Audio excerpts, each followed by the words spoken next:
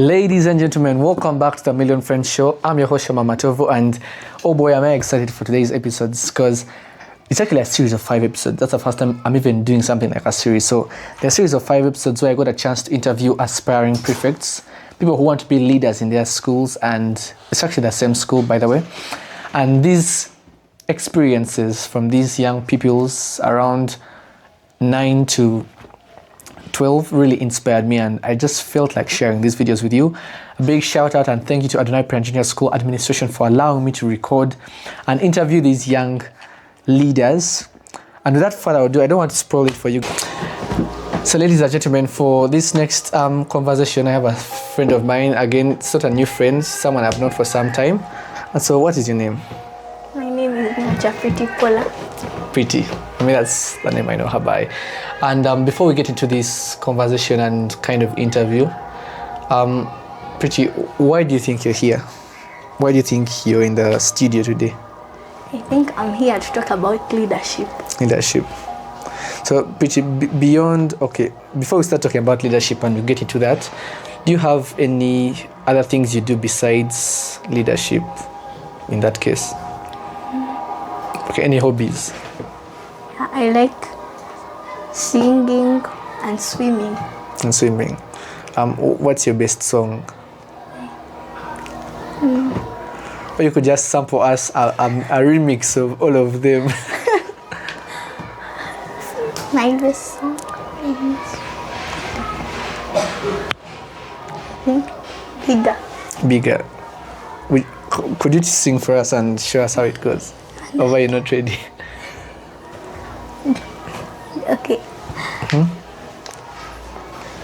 I have Jesus in my life, living for his glory. I'm on fire every day, and nothing can stop me, doesn't matter what I face. I am getting bigger every day, every day. I have Jesus in my life, living for his glory. I'm on fire every day, and nothing can stop me, doesn't matter what I face. I am getting bigger every day, every day. We getting bigger every day, bigger every day. We getting bigger every day, bigger every day. No limitations, we've taken over.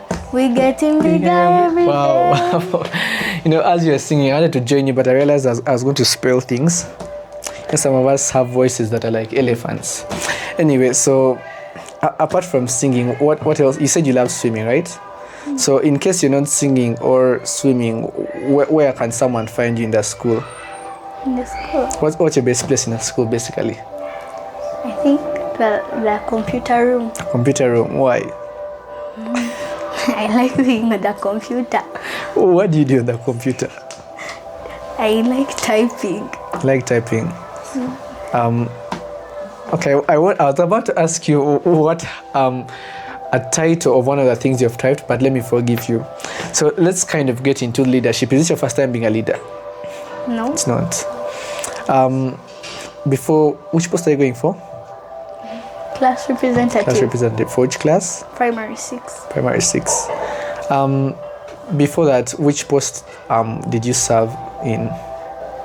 First. Wait, this is your first time? No. It's not your first time. So before that, which post did you serve in? Because you're outgoing. At first, I served as a head girl. Then next, I was the liturgy prefect. Then now, I'm going out of assistant head girl.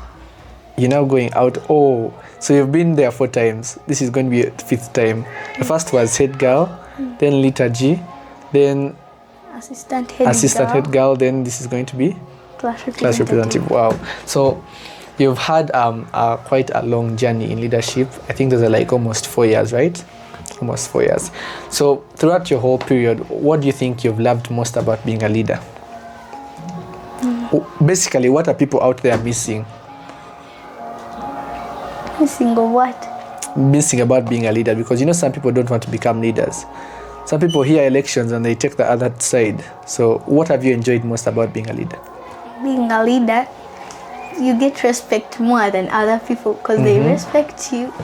When you look at your whole journey of leadership, and what do you think has been one mistake or one thing that you did in the past that you didn't want to repeat. Basically, one of your worst moments about being a leader or something like that. The worst moments, the worst moments, one of them, when you're going to become a prefect, screening is something hard. Screening. You're the second person to talk about screening. What is hard about screening? The questions they ask. Could you give us a sample of a question?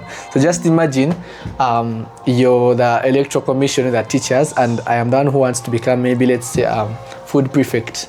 So just imagine, could you fire me one of those questions right now? Maybe they should ask. They could ask. Do they start from the toe, then they go up to the hair, or what's another question that they asked you? One of the hardest questions they asked you? Maybe I think they ask that.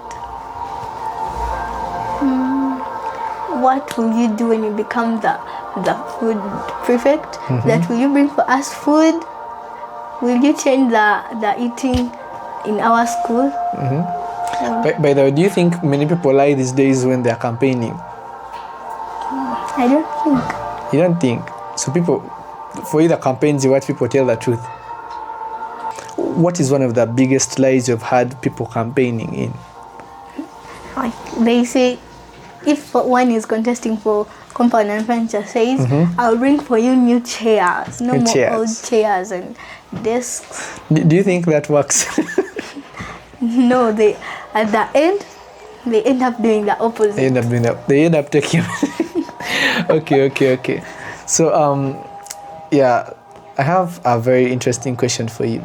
In case you became president of Uganda for 1 week, what would you change? I think I would change the education because some schools people segregate others. They say that this school is supposed to be for only rich guys, but I think even people who don't have anything need to be learning. Yeah. So I will lower some of the cost of some schools. International schools will be for everyone. They will not be for only rich people.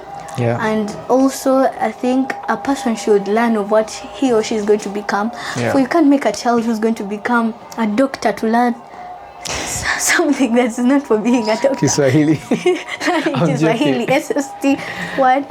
Yeah. But on that point exactly, what do you want to be when you grow up? I want to become a computer scientist. Computer scientist. Wow. Is there any computer scientist or anyone who has inspired you to become or want to become a computer scientist? Who? I think my brother. Your brother. Is he good at computer stuff and whatever? Yes. I should call him to fix some things here.